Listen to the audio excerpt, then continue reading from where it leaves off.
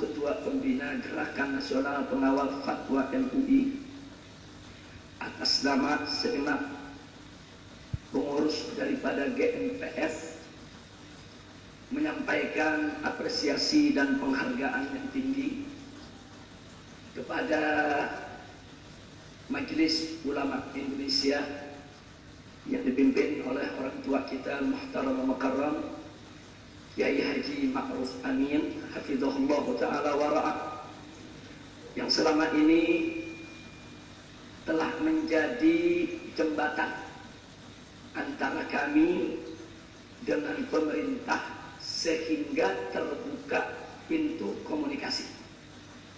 Karena pada awalnya memang kami GNPF MUI tetap bertahan akan menggelar aksi bela Islam 3 itu di Bundaran HI. Sementara pemerintah, dalam hal ini Kepolisian Republik Indonesia, itu memberikan alternatif lain, yaitu mereka mengusulkan agar kami tetap sholat Jumat di Istiqlal. Nah, kemudian masing-masing daripada kami, sebagaimana kita ketahui, selama ini bertahan dengan pendapatnya, dan akhirnya ini menjadi polemik, bahkan menjadi polemik nasional. Nah, karena itu kita berterima kasih kepada Majelis Ulama Indonesia yang telah hadir di tengah-tengah antara kami, yang kemudian mengkomunikasikan sehingga kami masing-masing pihak bisa mendengar dengan jernih argumentasi masing-masing. Jadi apa argumentasi kepolisian yang semula mengusulkan di Istiqlal, dan apa argumentasi kami yang bertahan di Bundaran HI. Jadi sebetulnya setelah dibuka komunikasi tersebut melalui beberapa dialog, kita dapatkan bahwa masing-masing pihak ini punya etikat baik dari kepolisian maupun dari GNPF. Kalau dari pihak kepolisian tadi sudah dijelaskan panjang lebar oleh Bapak Jenderal Muhammad Tito Karnavian selaku Kapolri. Sementara dari GNPF perlu saya singgung sedikit sebelum saya sampaikan butir-butir kesepakatannya, bahwa kenapa kami bertahan di Bundaran HI, karena belajar dari pengalaman aksi 4/11, di mana tatkala kami menggelar sholat Jumat di Istiqlal, tanpa diduga jutaan umat Islam datang tumpah ruah.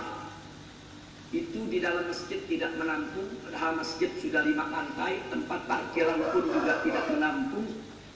Dan yang paling berbahaya adalah manakala bubar sholat Jumat, di mana begitu umat keluar dari dalam masjid melalui pintu terjadi penyempitan, kemudian lewat tangga juga, dan begitu keluar di bawah ada pintu lagi terjadi penyempitan, bergabung dengan jutaan umat Islam yang ada di luar masjid. Nah, ini ada yang terhimpit, ada yang jatuh, ada yang terinjak, ada yang pingsan, dan ini sangat membahayakan daripada jiwa peserta aksi.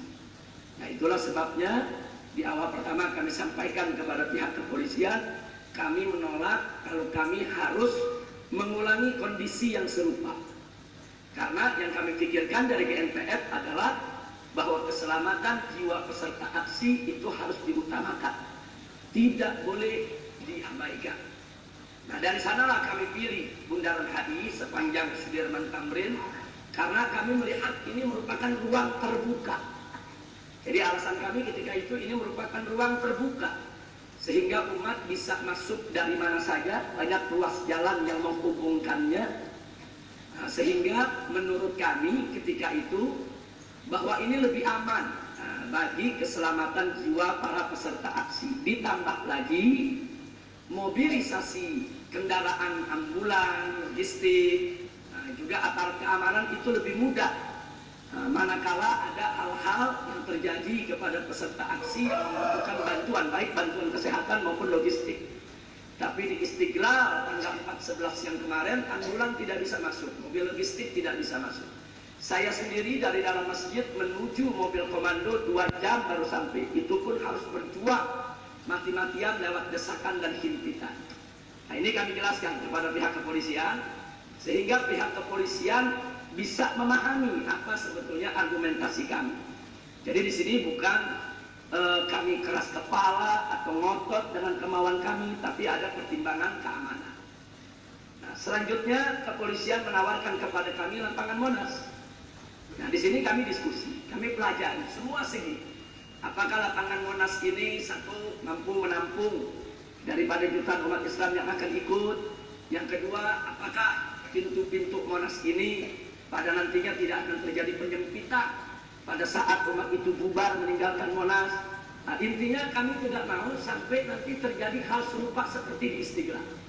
Nah, akhirnya kami sepakat, nah, kalau memang di Monas tentu ada syarat-syarat yang harus dipenuhi secara teknis. Yaitu pertama, seluruh pintu Monas itu harus dibuka. Yang kedua, harus dibuat pintu-pintu darurat sementara untuk evakuasi atau untuk mobilisasi daripada kendaraan ambulan, logistik dan lain sebagainya. Dan itu disepakati. Nah, ini artinya sebagai solusi jalan keluar. Nah, kemudian ditambah lagi kita harus membentuk posko-posko medis, posko-posko logistik, bahkan sampai tempat-tempat pengambilan wudhu dan toilet-toilet yang dibutuhkan pada peserta aksi. Nah, setelah melalui dialog, komunikasi,